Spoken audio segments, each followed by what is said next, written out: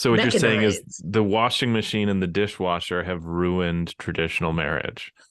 And the longer lifespans and shifts in gender roles. You know what has ruined traditional marriage is women having other choices, not having to Mm. put up with shit.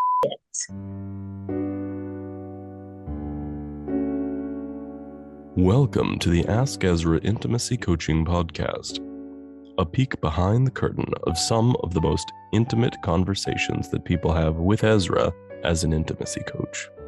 Join us for a session already in progress. You are a researcher, expert witness, coach, speaker, educational consultant, and the foremost expert in polyamorous families with kids. That's true. That's quite a dossier you got there. Thanks. I'll try not to be I've developed intimidated. it over many years. I understand that. Yeah. I know that isn't the what was the project that's been going on for 25 years? Is that the polyamorous families?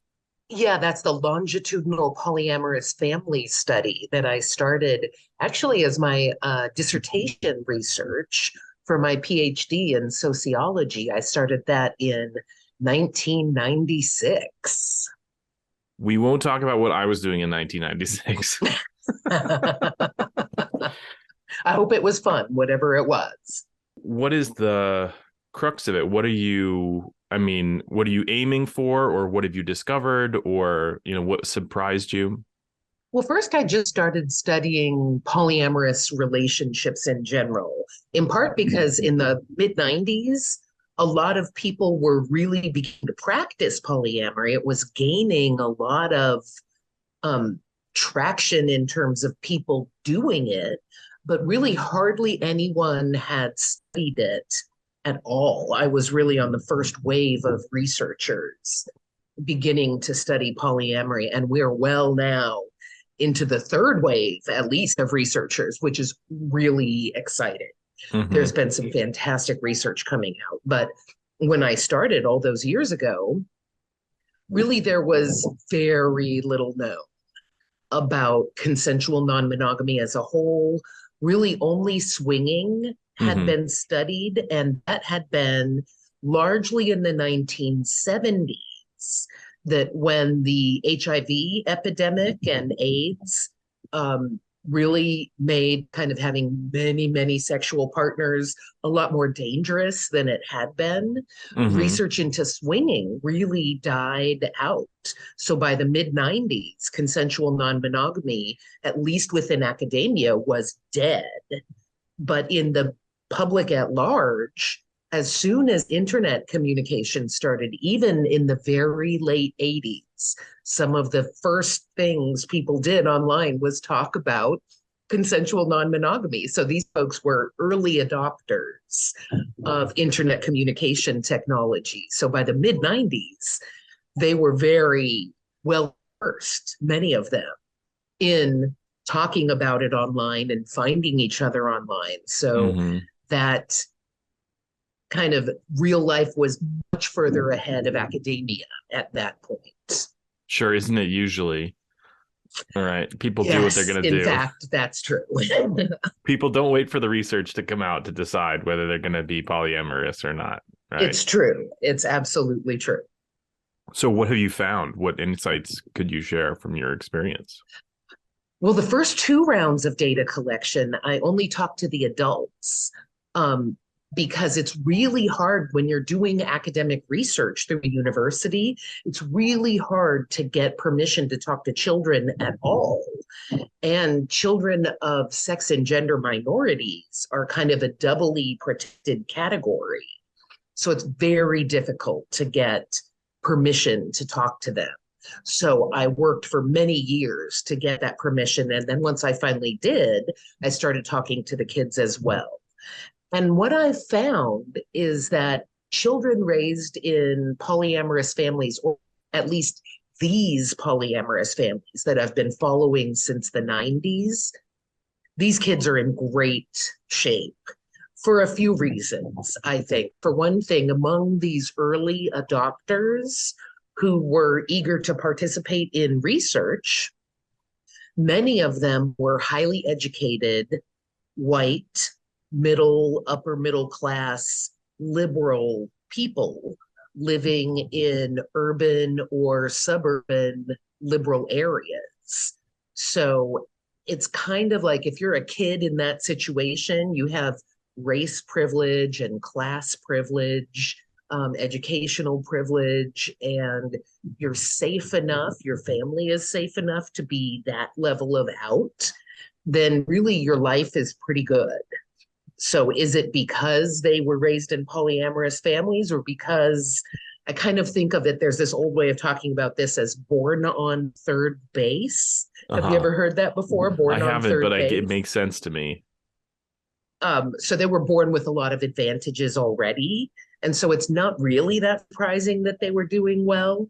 But once I started talking to the kids themselves, I got a great view of, yes, they come in with all of these advantages, and it was incredibly advantageous for them to have multiple adults in their lives, giving them a lot of different role models, giving them a lot of practical and personal, emotional, and financial support. So my findings are that while the race and class privilege really helps a lot, it's not the whole thing, that there are other advantages associated with polyamorous families. I would say my primary finding is that polyamorous families don't have any special disadvantages that don't face other families. For instance, they face stigma. Other families face stigma too. Gay families have faced a lot of stigma. Divorced families, families of, blended race families, mixed race families, or even mixed religion families. Lots of families face stigma. People with disabilities, their families. There's no short supply of stigma, unfortunately. So that's not special to polyamorous people. Any other kind of disadvantage that I've uncovered, like partners leaving, for instance, and kids feeling sad when a partner leaves. That happens when parents die. That happens when people divorce. That happens when family members have fights and don't talk to each other anymore, like that's also not special to polyamorous families. So really any disadvantage I've been able to uncover, and there are some, absolutely. They're family disadvantages that affect families across the board. A special advantage that polyamorous families have. They have advantages that come with large families, like more adults to take care of the kids, pooled resources, things like that come with a large family. But the one advantage they have that apparently other families do not is that parents can fall in love with someone else and be with other people, and it doesn't have to destroy the family. For monogamous families, when one parent falls in love with someone else and wants to have an ongoing relationship with them, almost every time that family ends in divorce, or the parent has to stop that relationship and cannot pursue that relationship, and then still has to deal with all the resentment and anger and recrimination that comes with cheating. So the polyamorous families don't have all that baggage from cheating. I'm not saying they don't have other baggage. They certainly have, emotional issues like other families, all the families.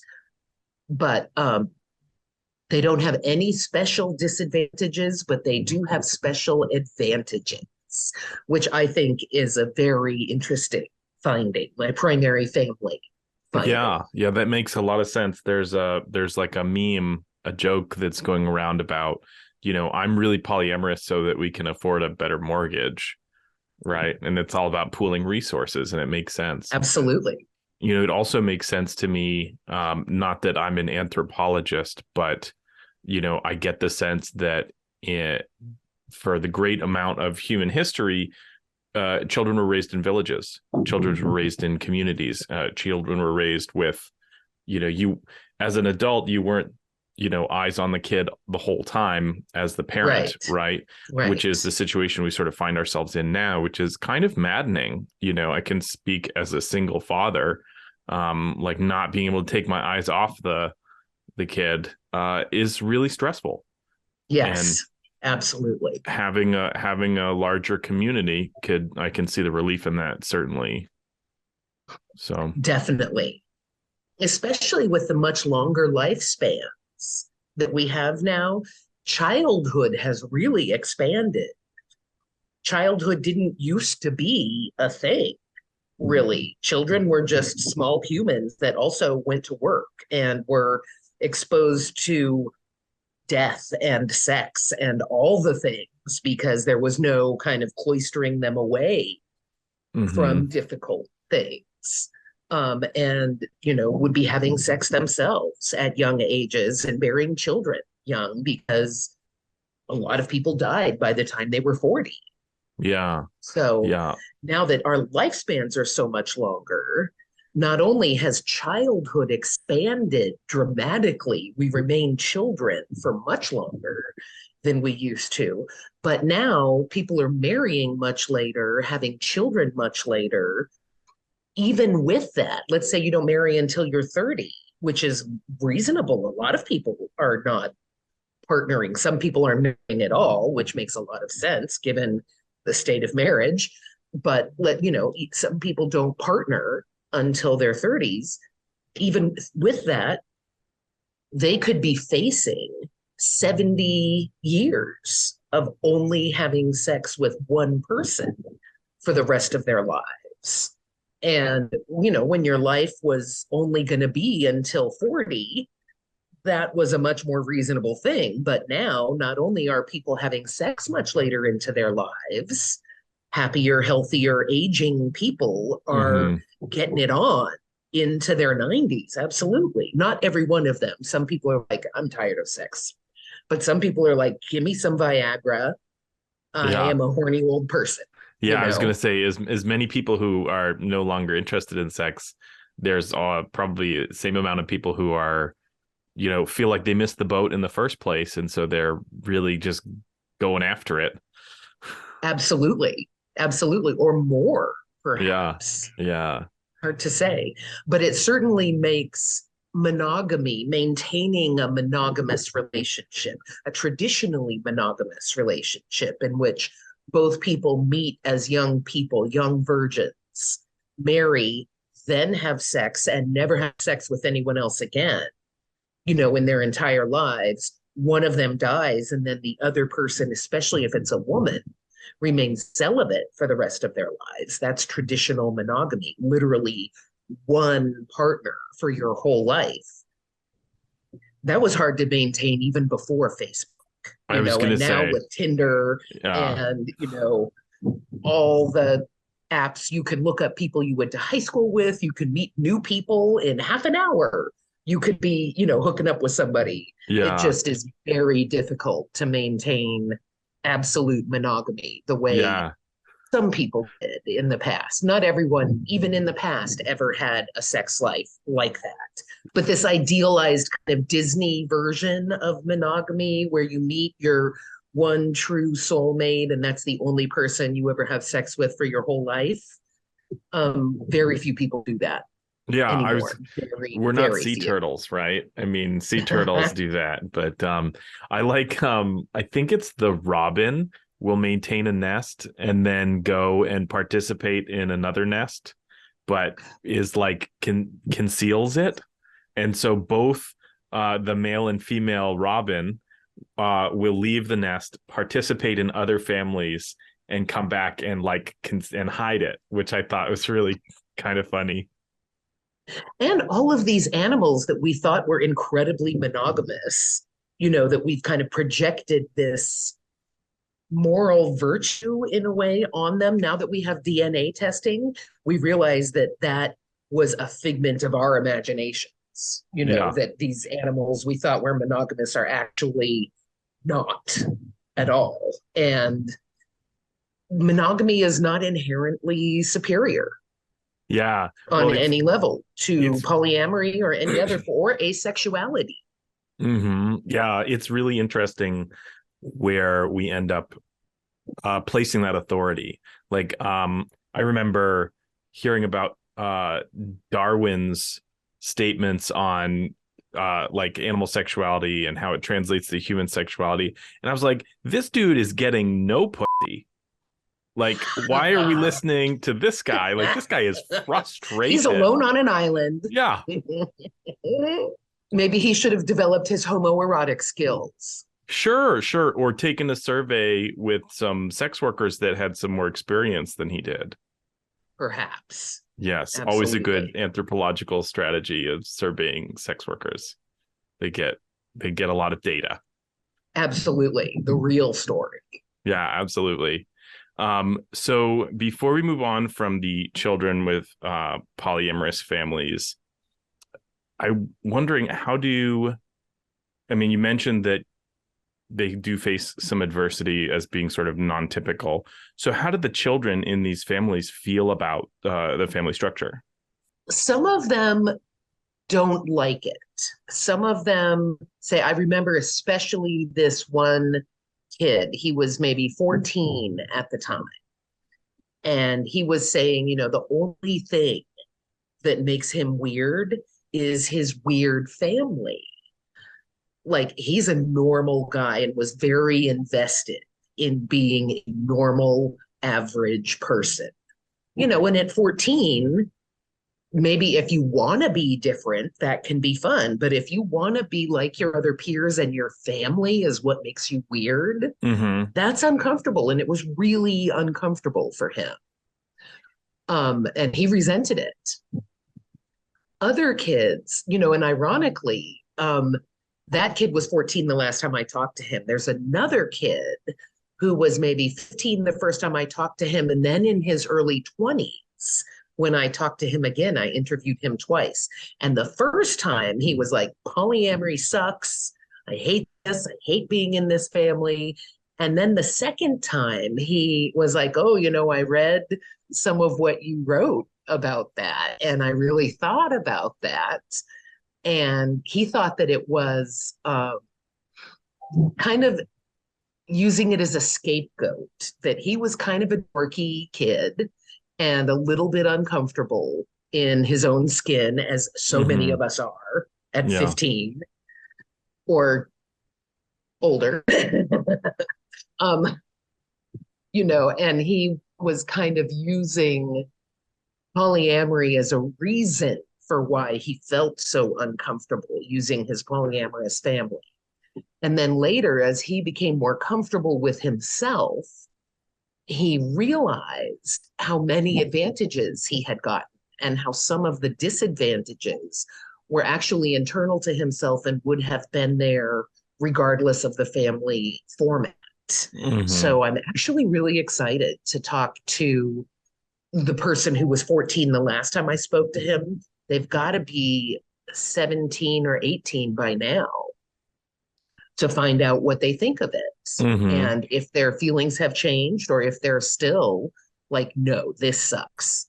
And so while a few definitely thought the polyamorous family sucked, a lot of them, the vast majority, said it was actually a really awesome way to be raised, to have so many different role models, to be able to go to different adults for different things. They felt like they got more, not just more attention, and more kind of practical things like rides, places, and help with homework, but also more skills in talking to adults, in learning how to deal with people who were different from them or different from their parents. They felt like it was really advantageous. And now that some of these kids that I spoke to when they were much younger are in their 20s, they're graduating from college. Some of them are having children themselves. I think the oldest one is 30.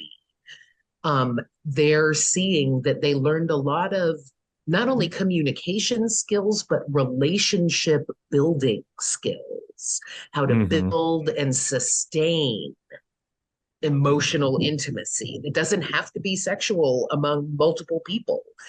But that skill of being able to find people they like, get close to them, be the kind of friend that someone else really wants to be there for, how to be there for their friends, basically, how to establish a network of resilient social ties has been really outstanding for their lives. That's been probably the most advantageous thing that they've learned, is how to use these communication skills and kind of these emotional intelligence skills that they learned from these kind of high communication families where they grew up, that would talk about things, and that it was safe to ask questions. Things weren't off limits. You didn't get in trouble if you asked a question. That has translated later in life to an invaluable set of skills as young adults, being able to move far away from their families, move to a new city where they don't know anyone, and establish a social network has been really very valuable for them. Wonderful. Wow, that's really interesting. And I can relate a little bit. I didn't grow up in a polyamorous family, but I did grow up in a artistic community, and we had like multiple adults around. It was like around 10 adults usually in my really close community space. And I remember thinking like aunts and uncles were such a distant second to my community. So I understand that. Well, so you mentioned offline about a project that's ongoing as well called the Bonding Project. I'd love to hear more about that. If you could summarize the Bonding Project in like a couple sentences, just to so we can get our heads around it, what would that be? The Bonding Project is a relationship quiz. It's an online, actually now it's a set of quizzes. Originally, it was one quiz that went up in 2020 that helped people consider, would they want to bond one-to-one, one-to-many, many-to-many, or solo? And people loved it. We had, from when we put it up in January of 2020 to when we finally took it down in August of 2021, or was it 22? I'm not sure. It was up for at least a year and a half, maybe longer. We had over 16,000 people take it and got some really amazing feedback. People found that it was really accurate. It helped them think about relationships in a new way. Mm-hmm. They found it really valuable. Some of the other feedback we got was some of the questions we had phrased in the negative. I do not want this thing, and you're agreeing or disagreeing with whether you don't want something. And people were like, that is way too confusing. We're not sure what you're talking about. So we eliminated all of the negative phrasing. And then the other thing was that we were kind of lumping in romance and sex and affection kind of all into one thing. And for some people, they are one thing, but for some people, they are very much not one thing. So listening to that, we broke the quiz now into multiple different resources, asking people how they like to bond around sex, time, money, family, space, like habitation, live with someone or not. How much do you want to share space with people? Physical affection, kind of non-sexual interactions. And we're just starting to pilot test that new version. And I'm really excited about it because I feel like it really not only addresses the difficulties of the first test that was good, but it was our beta version. We never intended it to be the final thing. Mm-hmm. These might morph into, I don't think they're fully, completely baked right now because we need to pilot test them first and kind of see what people say about them and whether the questions make sense and how it lands with people. But I feel really good about them. And when they go live, we will establish a dashboard system where people can take the quizzes and then take them recurringly over time to see how, if at all, their answers change and be able to look back and see, oh, what was I doing in 2023? You know, my answer to that was this. And now here in 2030, my life is different and I'm answering this other way. And how interesting to chart my progress. It's definitely not a tool that says this is what you are and you are permanently going to be. It's much more a tool of thinking about, what do I want now?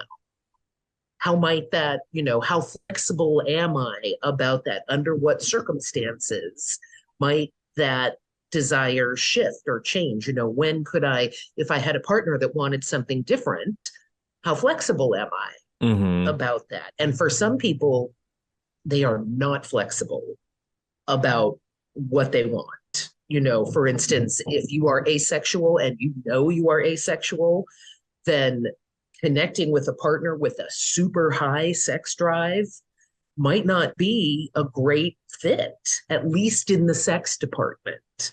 And many people who know that they're asexual, that doesn't necessarily change for them over time. Like people who are truly deeply asexual, that's an orientation that doesn't go away often. I mean, it can change for people over time, certainly, but for many people, it's pretty set in them. So knowing, let's say you're asexual and your partner has a high sex drive, how do you match on all these other things? Time, space, money, family, affection, things like that, can tell you, okay, we've got a big mismatch around sex, but we're so good in these other areas. Is there a way for us to manage the sex mismatch? Or are we mismatched on 6 or 7 other very important things? Not only we don't want to have the same kind of sex, but we have totally different attitudes towards money. One of us wants kids and the other one doesn't. We have very different ideas about what to do with our free time. You know, maybe if people don't match on anything, it might give them a clue as to why their relationship is so hard. And yeah, is absolutely. it even worth trying to salvage, or should they say, you know what, we really match well on friendship and affection, so maybe that should be the focus of our relationship, and we shouldn't try to figure out, do we have kids together or not?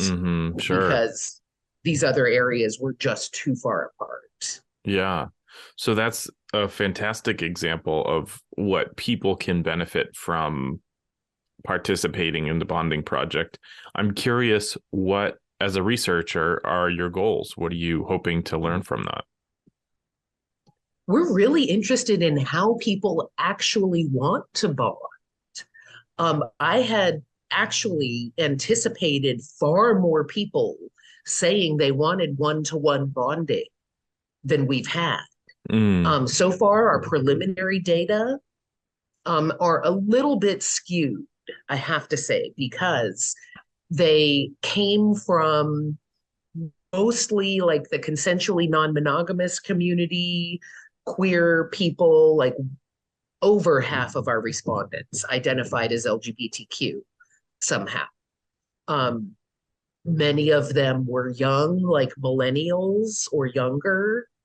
And so what really stood out to me was that very, very many people want one-to-many partners. They want to be able to see various people, but they don't want, hardly anybody wanted many-to-many, which is more of like the group marriage, or the group itself is the primary unit and people contribute to the group, but they don't have kind of the sub relationships. Like one-to-many is more individual relationships with multiple people. Many-to-many is a kind of a polycule, a tight-knit polycule where everybody is really together.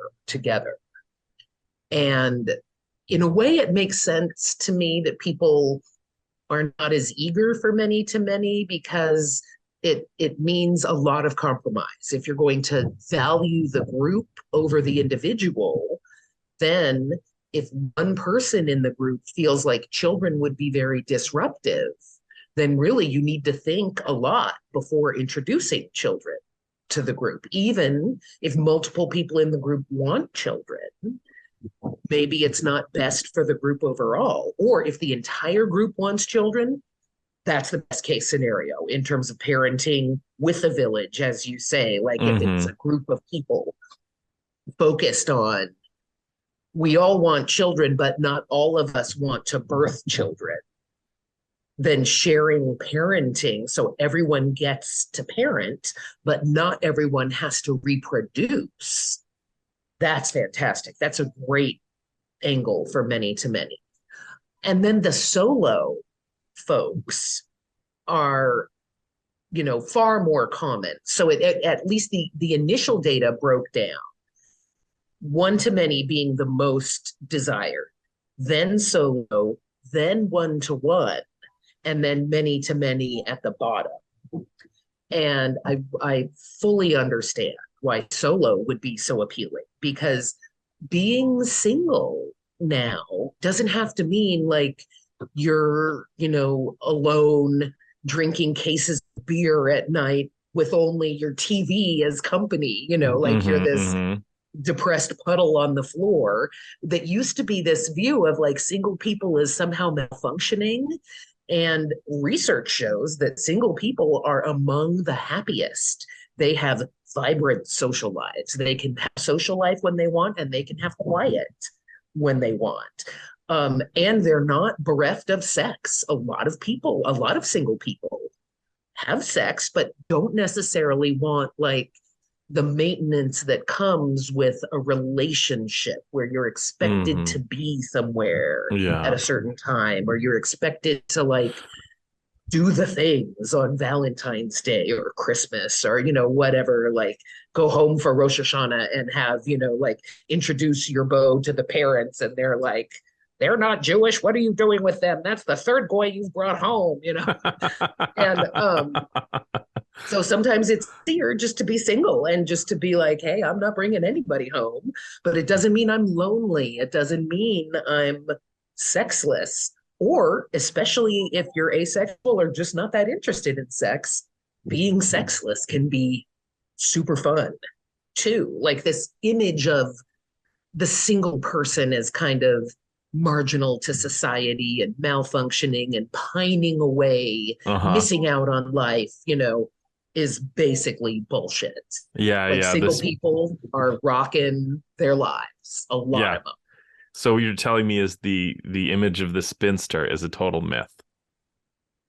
Or even the kind of bereft bachelor who, wishes that he could have a wife to do his laundry and cook his food.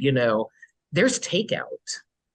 There's machines to do that kind of thing. You can even drop your laundry off, like so what you're saying mechanized. is the washing machine and the dishwasher have ruined traditional marriage. And the longer lifespans and shifts in gender roles. What has ruined traditional marriage is women having other choices, not having to put up with shit anymore. Not having to be beaten senseless, not having to have child after child after child and no life of their own, not having to work full time and come home and work full time, while the dude sits there on the couch drinking a beer and watching TV, and she makes dinner and does the dishes, puts the kids to beds. That turns out, that last one of the mismatch in doing work at home was a huge deal breaker for many marriages in the past 30 years, especially. So some people are like, you know what? I'm not even doing that. I don't need another baby man child that I need to clean up after. I'm just going to skip that whole thing and not even, like screw Mr. Right. Mr. Right wants, is going to crash my car and ruin my credit rating. if I want babies, I'm going for Mr. Frozen. And I have those babies by myself or with my good girlfriend. She and I raise this baby together. Or me and my platonic queer best friend are going to, like be a family. There's a lot more ways now. I mean, families have never been one thing ever, but now, especially with assisted reproductive technologies, families are so many different ways now that traditional marriage shot itself in the foot by being so crappy for women. If traditional marriage was better for women, it would be in better shape. Consensual non-monogamy did not destroy traditional marriage. Sexism did. Yeah. So what I'm hearing is it's a really tough time to be a baby man. Yes, it is. It is. Women have other options. And if all you bring to the table is a list of things you demand from her and your dick, it's just not enough. Yeah.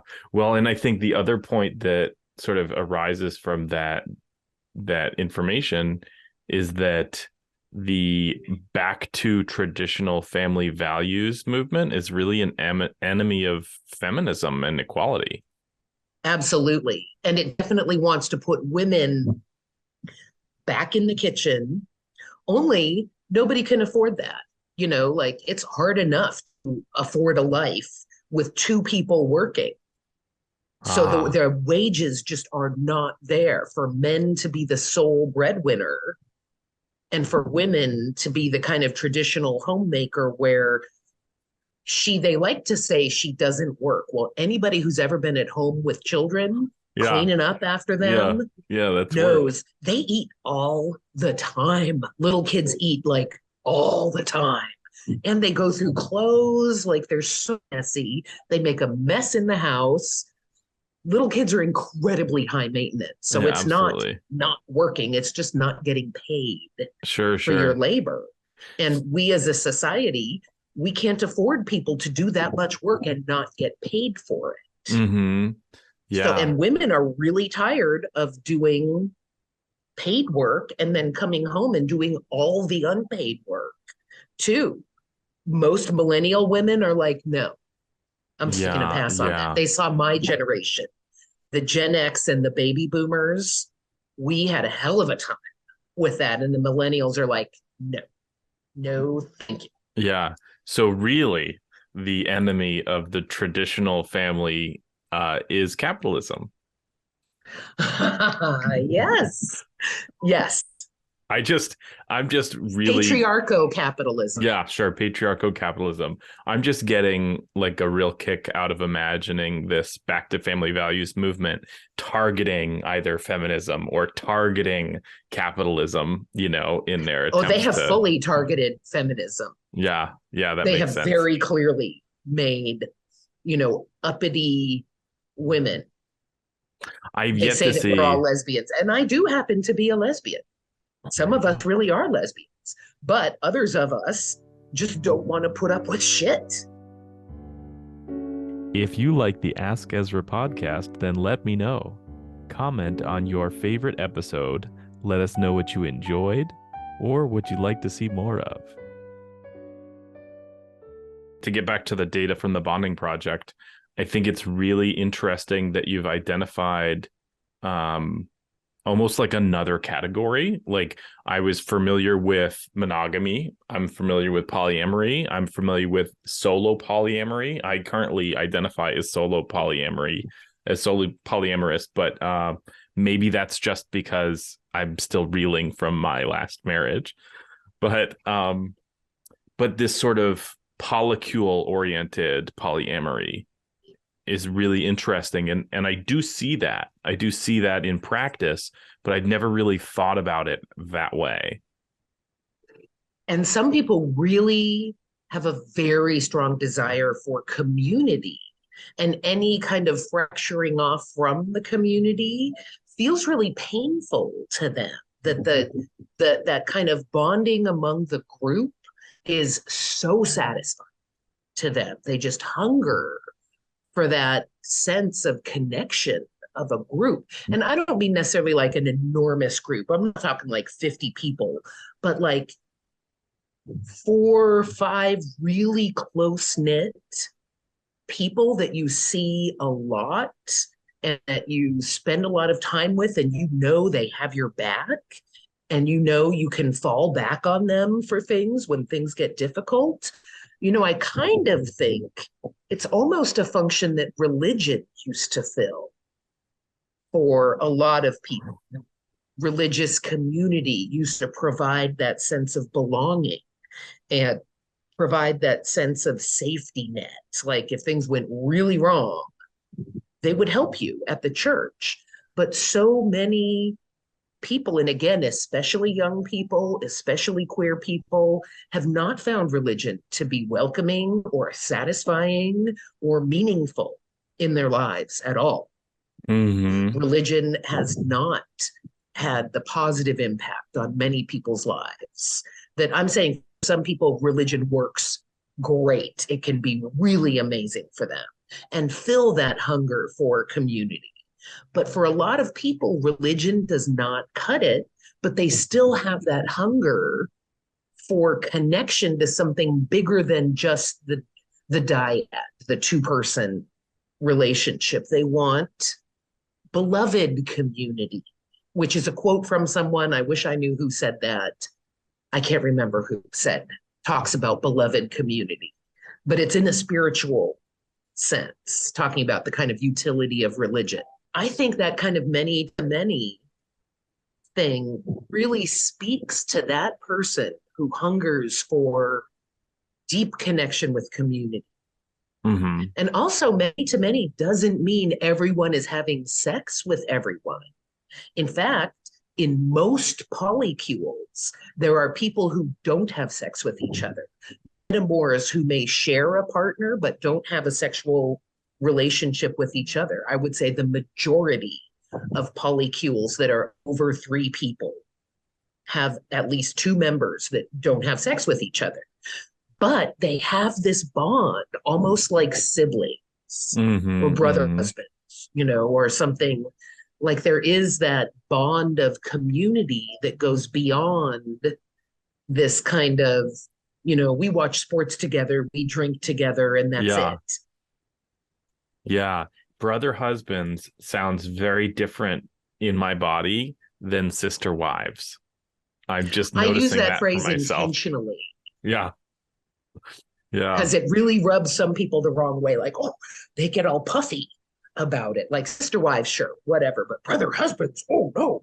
And actually, the happiest triads in my study are one woman, a cisgender woman with 2 cisgender men who love each other deeply but are not lovers. Those are the most prolific and the most common. I think this kind of pornographized one man with 2 women, there's so many expectations of that. And it so frequently comes with one penis policy that it has a very short shelf life because it's based on this wobbly, like ego trip kind of thing. Sure. Yeah. And it doesn't sustain. Whereas the one woman with 2 men, never heard of one of those with a one vagina policy. Like those men are free to see other people, and she sometimes sees other people, but very frequently 2 is as much as she wants. 2 is, and she pull up. Yeah. And you're absolutely right. I mean, I hear about one penis policies really regularly. I have never heard about a one vagina policy relationship. No, I've heard of hundreds of one penis policy, and it's basically an insecurity on his part.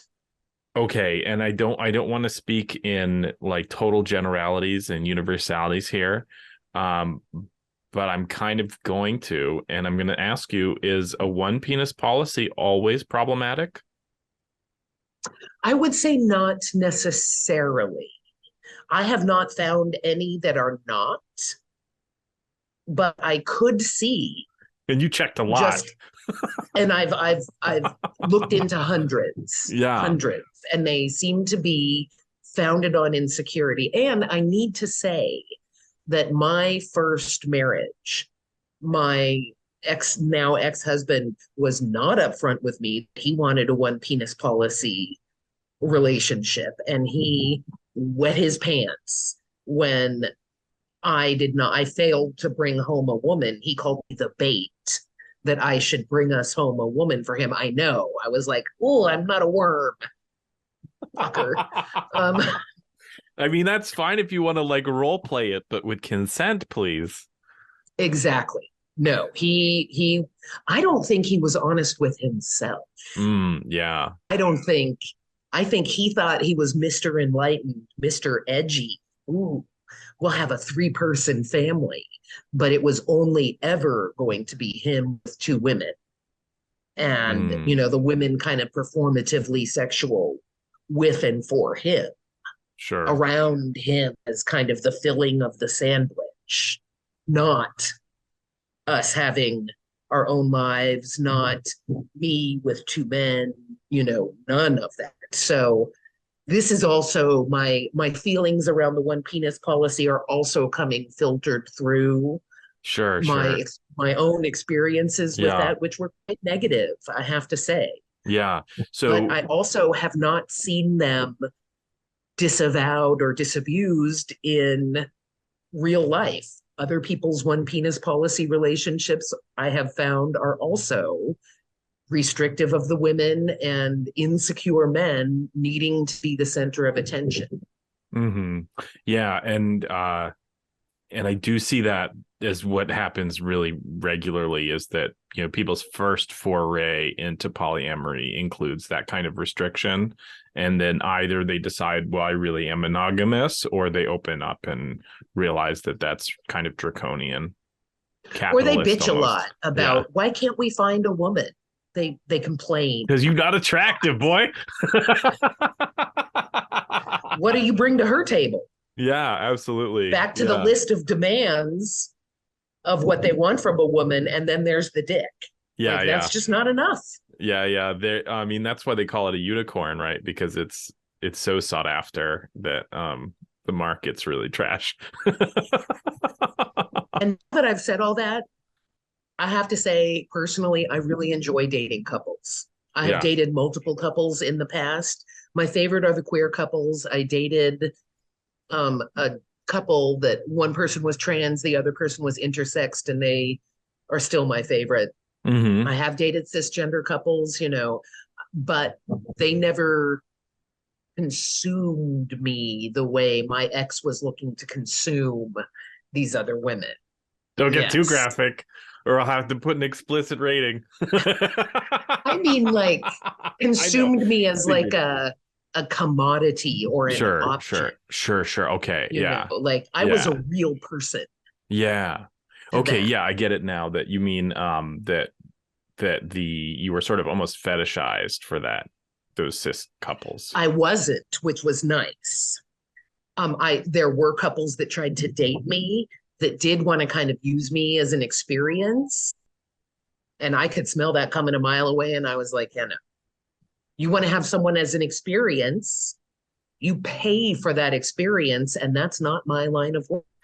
I'm all for sex work. I think sex work is totally legit, but that wasn't my dating thing. That wasn't what I was looking for. Absolutely.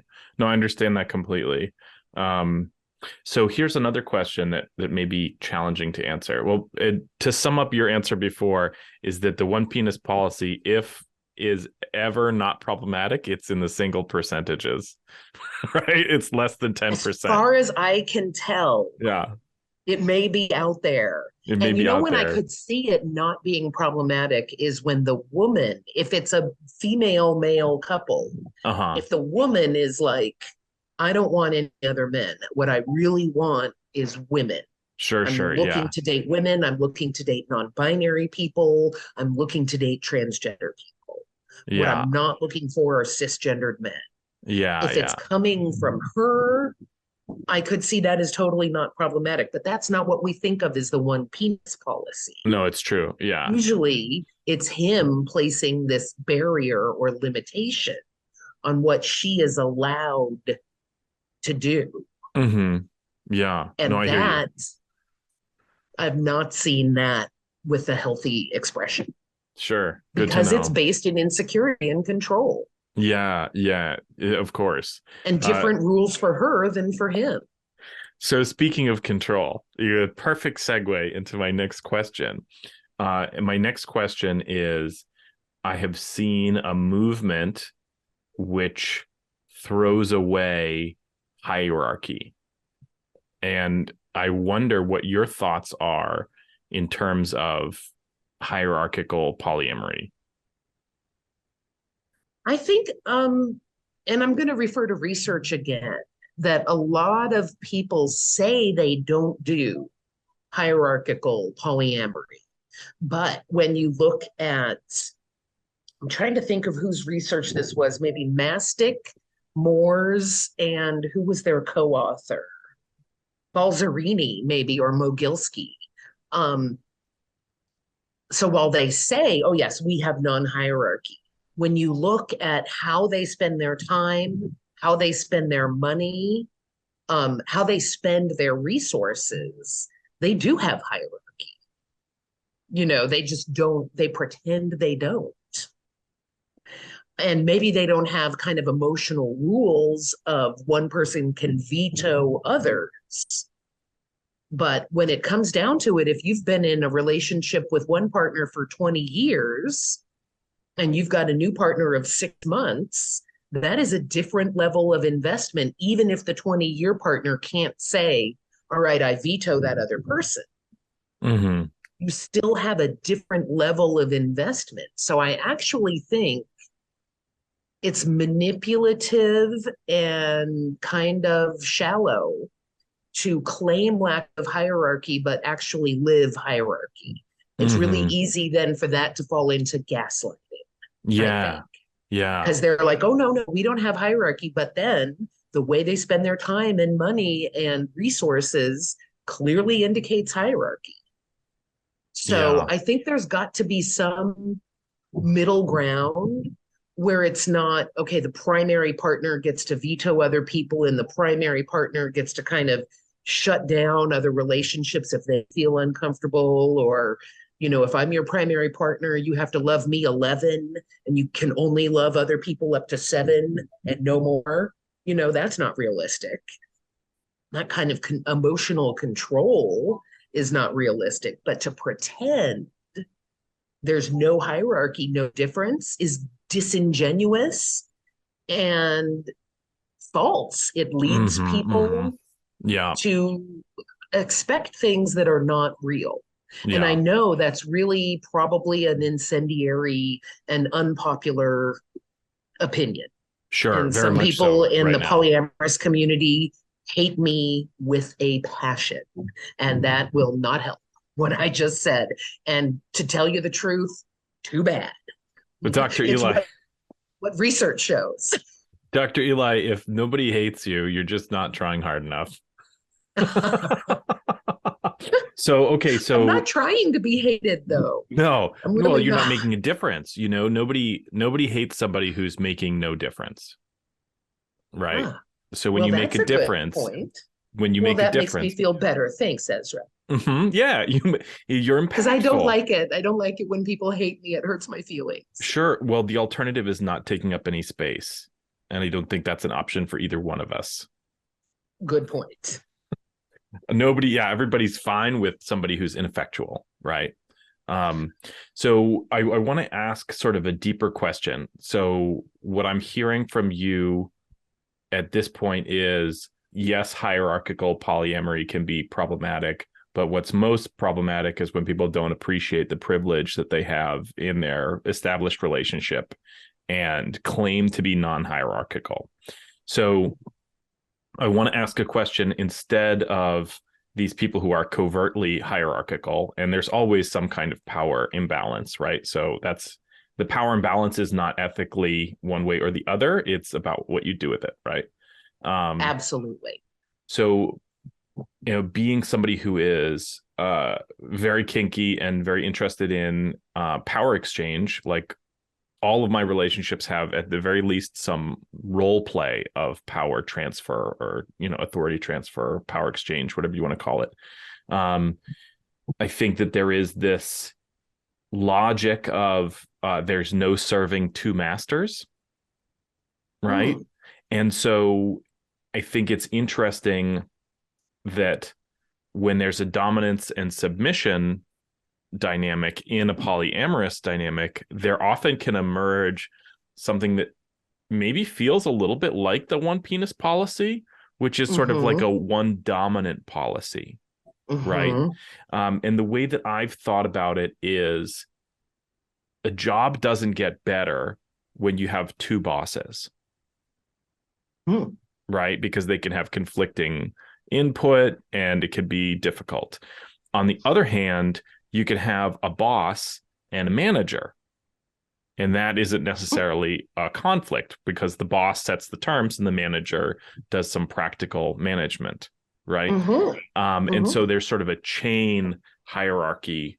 So so I would ask, do you see that in research? And if so, is that, pretty consistently problematic, or is that something that seems to have like some stasis, some, balance to it?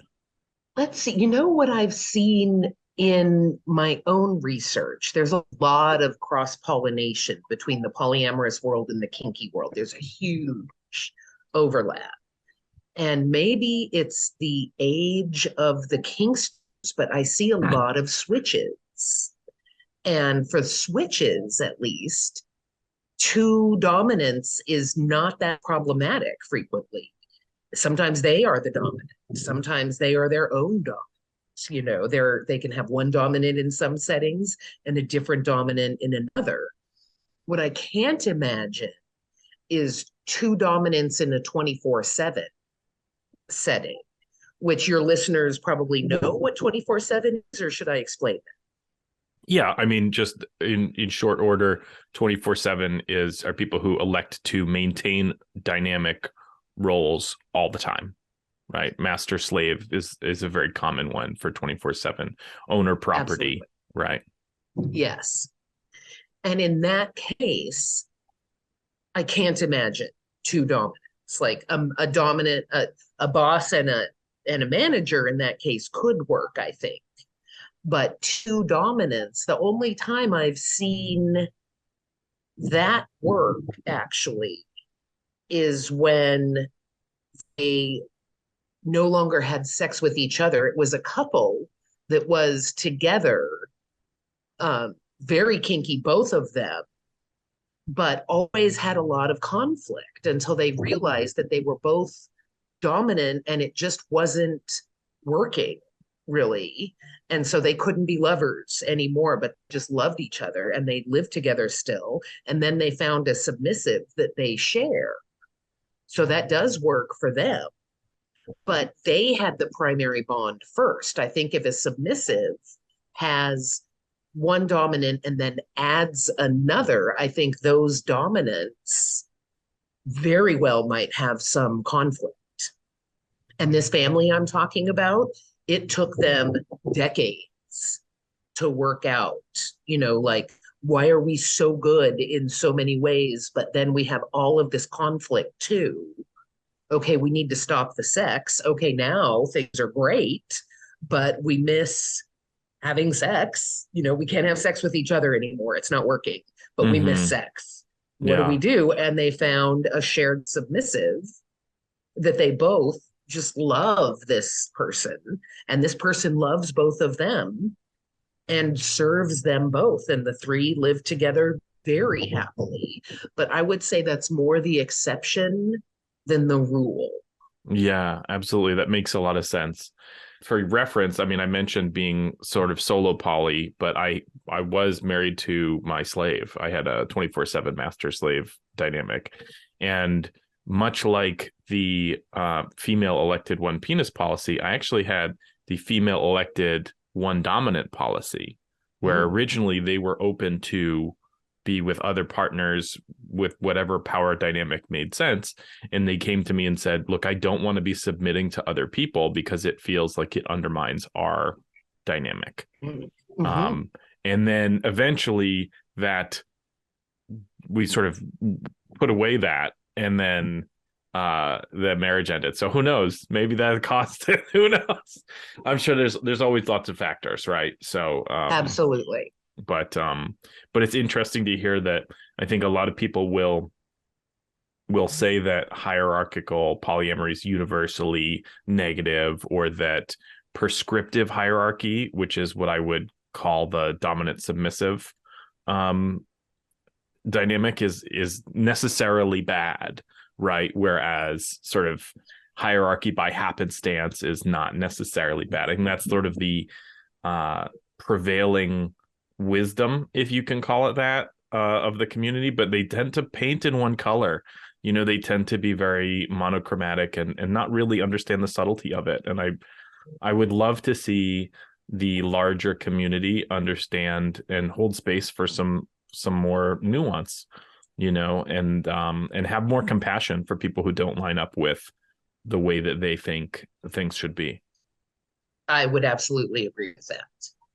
I find it really ironic when any kind of sex and gender minority gets all kerfuffled around people not fitting in with them, when dominant society is attacking them all the time, and they're like, hey, just let us do our thing. You don't have to judge us so much. But then within their own communities, they can be very judgmental and very searingly judgmental and quite harsh with each other. To what degree do you suppose this may be the product of internalized homophobia or kink phobia or polyamory phobia? I think that certainly may be there. That may be some of that.